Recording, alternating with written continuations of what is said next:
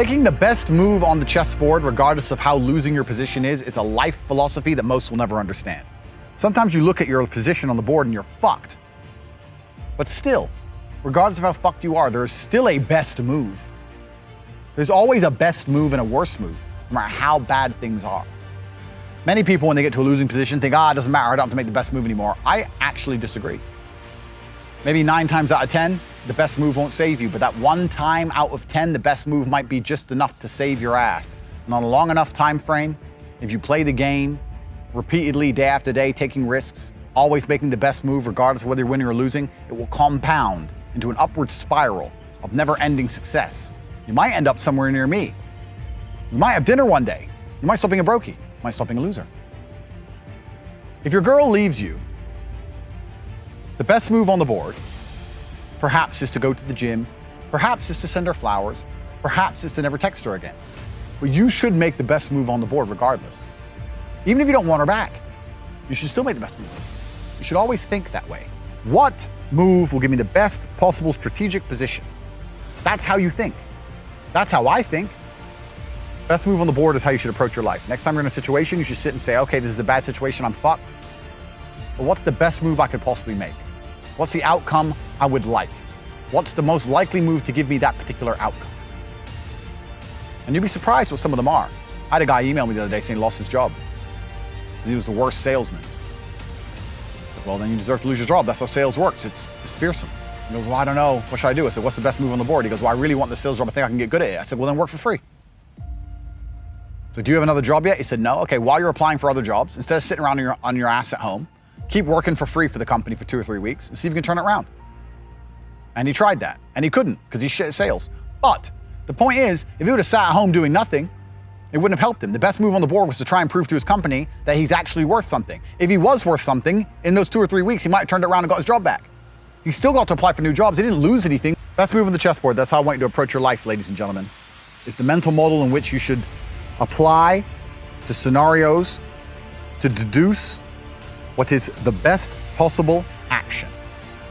Because if you're always making the best move and very rarely making the worst move, it's pretty hard to lose. It's player versus player out here. The world is about winners and losers, and everyone is competing against each other. You are competing against me, I'm competing against you, you're competing against your friends. You're competing against your enemies. You want $1, so does everyone else. You want that hot girl, so does everyone else. You want that house, so does everyone else. What's amazing is the things you want, the main reason you want them is because other people want them. So you can show off that you have it and they don't. It is competition. It's kind of like the age-old adage. If a tiger's chasing 10 people, you don't have to be the fastest. You just have to be faster than the slowest guy because he's fucked. So considering that a lot of people are constantly making the wrong moves, if you can just start to make the right moves most of the time, you'll see exactly how easy life can be. The way that humans work and the way that we've evolved as a species is that we don't really learn lessons unless they're learned the hard way. Yeah. I believe that unless a lesson has taught the hard way, you're not going to learn it. You can have so many near misses and people won't learn their lesson. Bro, you must know a guy who goes out there, nearly crashes his car, doesn't slow his ass down till he wrecks it. Yeah. Like, this is how people are, right? So you need that pain for the lesson to sting enough to really genuinely go inside of your mind. And it's the same with everything. It's the same with driving a car or business. Truthfully, if you want to learn a lesson about business, you're going to have to suffer at some point, right? So we always say that most people are not successful with their first companies, X, Y, Z, blah, blah, blah. I get that. The truth is there's a lot of people who make a lot of money with their first company, but they just spunk it, act an idiot, and it all blows up in their face. And that's how you get the discipline on your fourth company that when you have 3 million in the bank, you just leave it there. You know, and don't be done with it. So you need to go through some pain. You need to experience some negative things. You need to have to a degree some trauma to really even learn any lesson. I am absolutely and utterly a believer in hard work. I'm a proponent of hard work. I have all this money and all I do is work. My entire life is work. This podcast is work. I'm getting in the car, I'm going to another meeting, work. I'm going to fuck a bitch, that's work. I'm going to go to the gym so I'm in good shape, work. It's all work. My entire life is work. And people don't want to look at life that way. They want to talk about work-life balance and being lazy and all this crap. I don't believe in any of that. I believe in if you want to win, you have to outcompete the man who's prepared to do nothing but work. It's player versus player. If you're going to sit there and go, I don't want to work more than an hour a day, well, the guy who does want to work more than an hour a day is going to beat you. And no matter how smart you are, there's always a smart dude who's doing the same smart work you are for more hours than you're doing it. That's just the nature of the game. So if you're the kind of person who's going to quit because it's hard, then fuck off.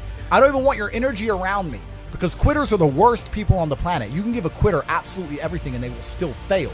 You can give it, doesn't matter what it is. If you go to IKEA and buy a flat pack fucking table and put it in front of a quitter, you will never have a table. He'll look at it, it's just long, and he'll quit. Quitters can have every single advantage. Quitters can have all the information. Quitters can have all the tutelage. Quitters can have a mentorship. Quitters can have someone who messages them every morning, hey bro, let's get it. And guess what they're gonna do at the end? Quit. They ain't never gonna have shit. So if you're a quitter, I don't even want you even inside my organization. I don't want quitters anywhere near me, because you're never gonna be successful. People say, hey man, you need to find what you're passionate about and do that. And what they're trying to say is only do what you like, because you have no motivation to do anything else. And motivation in and of itself is a scam. I don't believe in motivation. I believe in discipline. I am not motivated to do the things I'm supposed to do every day. I don't wake up full of like joy that I have to go to the gym, or that I have to work, or gotta deal with crap. I don't feel motivated to do them. I'm disciplined. I do them regardless of how I feel. Whether I'm in the mood to do it or I'm not in the mood to do it, it gets done. That's discipline. Discipline's a real thing. Motivation is fleeting. You're never gonna be permanently motivated. So when someone comes along and says, oh, do what you're passionate about, what they're saying is you'll have endless motivation, and then you'll be able to try hard. If you're the kind of person who can only try hard at something he enjoys, then you're gonna fail. Because most things you enjoy don't pay any money. If they paid money, you wouldn't enjoy them. It's called a job, right? Nobody likes their job. You like your hobby. I'm sure you like playing video games. Maybe 1%, 0.1% can make money from video games, right? Most people, you ain't ever gonna make it. Be passionate about success. If you're passionate about money, then you can be passionate about anything. I'll be passionate about any business on earth that pays me. If you pay me $1 billion to dig that hole, I'll be very passionate about that hole.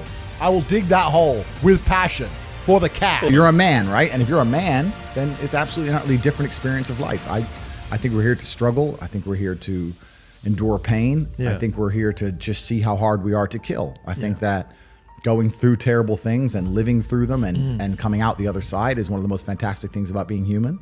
I think that it's almost like once you understand what life is really about, there's no emotion which isn't enjoyable. The only emotional state which can be seen as detrimental is feeling nothing at all. But if you're sitting at home and you're feeling truly heartbroken, at least you're feeling something, right? And I think that's the whole part of being human. I think we're here to struggle. I think we're here to go through pain. That's so I wake up each day and go, what can I attack? What problem can I solve? If I'm unhappy with something and I'm uncomfortable with something, I fix it. That's endless motivation, which I don't truly believe in as a concept, but that's endless fuel for the fire. If I was unhappy with something about myself, regardless of what it was, I would be able to take all of that discomfort and turn it into endless energy to get the problem fixed. If I feel extremely happy and excited, I'm going to use that as motivation or energy to do amazing things and do good and work hard. If I feel absolutely depressed and distraught, I'm going to use that as endless energy and motivation to do amazing things and work hard. It doesn't matter what you give me. Energy cannot be destroyed. It can only be converted and transferred. It doesn't matter what fuel you give me. If you give me diesel, petrol, kerosene, vodka, doesn't matter what you put inside of my engine. Hard work is going to come out. Absolutely. Success. That's all I know how to do.